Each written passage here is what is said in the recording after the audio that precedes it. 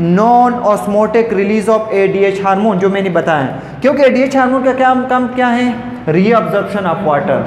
क्योंकि reabsorption of water की वजह से क्या होता था? हाइपोन्यूट्रीमिया होता था। क्या होता था? हाइपोन्यूट्रीमिया होता था।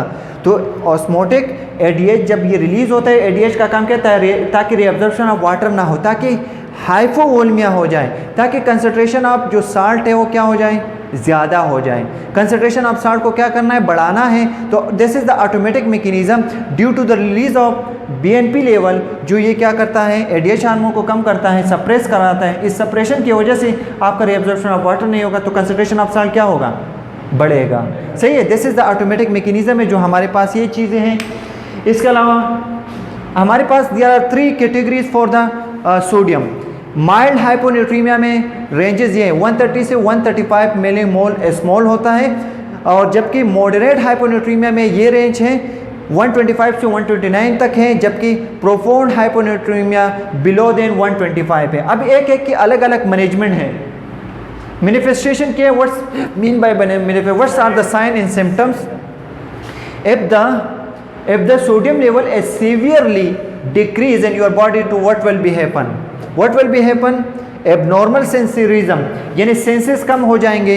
Abnormal depressed deep tendon reflexes भी क्या हो जाते हैं? डिफ्रेस हो जाते हैं। सीजर, आप बोलते हो सर्दी लगती है, it's not the sardi, it's seizure. सही है, सीजर लगते हैं, झटके वगैरह। This is also the dangerous situation when the patient is going in the hyponatremia. Lethargic हो सकते। एपैथी, क्या मतलब? अनएबल टू, हाँ डिसओरिएंटेड, पेशेंट जो है डिसओरिएंटेड हो जाता है।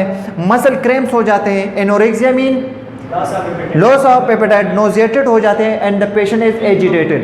if you saw these type of signs symptoms in the patient, so you can suspect, you can make the provision diagnosis that the patient is going in what? Hyponatremia. So what you suggest to the doctor?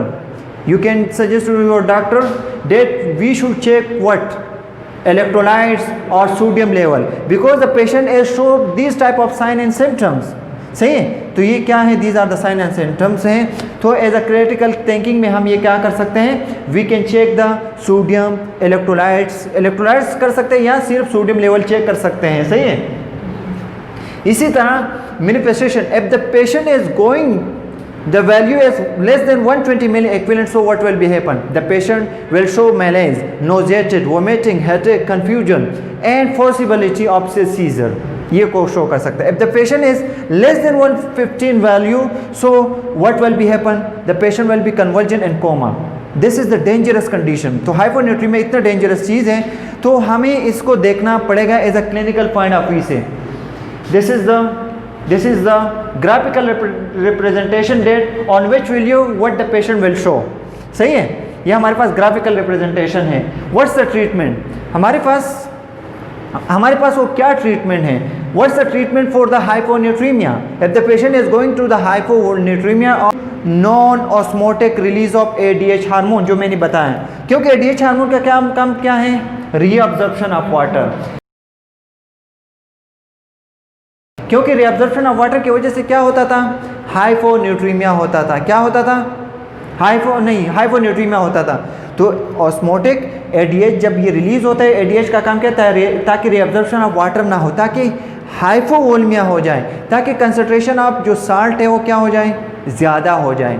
Concentration of salt को क्या करना है? बढ़ाना है। तो this is the automatic mechanism due to the release of BNP level, जो ये क्या करता है? एडीएच हार्मोन को कम करता है, सप्रेस कराता है। इस सप्रेशन की वजह से आपका रीअब्जॉर्प्शन ऑफ वाटर नहीं होगा, तो कंसंट्रेशन ऑफ साल्ट क्या होगा?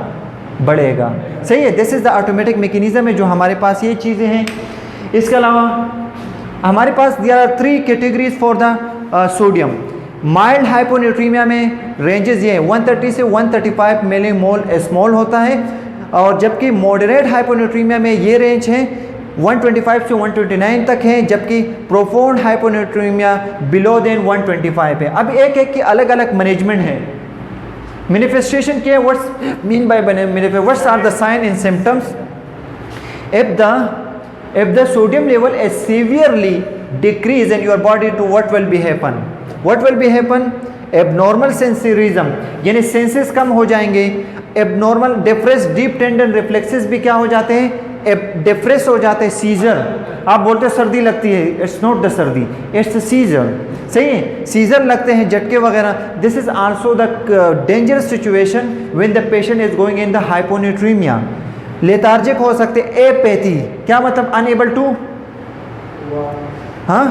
हाँ डिसओरिएंटेड, पेशेंट जो है डिसओरिएंटेड हो जाता है, मसल क्रैम्प्स हो जाते हैं, anorexia mean loss of appetite, nauseated हो जाते हैं, and the patient is agitated. If you saw these type of signs symptoms in the patient, so you can suspect, you can make the provision diagnosis that the patient is going in what, hyponatremia. So what you suggest to the doctor, you can suggest to your doctor that we should check what, electrolytes or sodium level, because the patient has shown these type of sign and symptoms। सही है, तो ये क्या है, these are the sign and symptoms हैं। तो as a critical thinking में हम ये क्या कर सकते हैं, we can check the sodium, electrolytes कर सकते हैं, या सिर्फ सोडियम लेवल चेक कर सकते हैं। सही है। इसी तरह manifestation, if the patient is going, the value is less than 120 milliequivalent, so what will be happen, the patient will show malaise, nauseated, vomiting, headache, confusion and possibility of seizure, ये को show कर सकता है। if the patient is less than 115 value, so what will be happen, the patient will be convulsion and coma, this is the dangerous condition। तो hyponatremia इतना dangerous चीज़ है, तो हमें इसको देखना पड़ेगा as a clinical point of view से। This is the graphical representation that on which will you what the patient will show। सही है, ये हमारे पास ग्राफिकल रिप्रेजेंटेशन है।